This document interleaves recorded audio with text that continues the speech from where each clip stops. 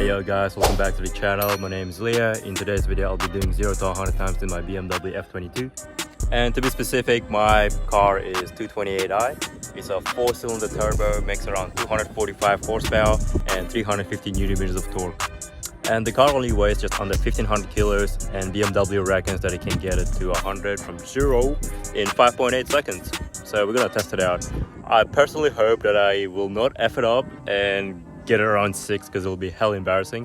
But my launch control, it works sometimes, so we'll give it a go.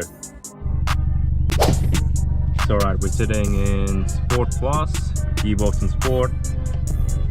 Look, I tried doing launch control, but honestly it's not it. I'm just gonna keep spinning, so I'll just send it as is.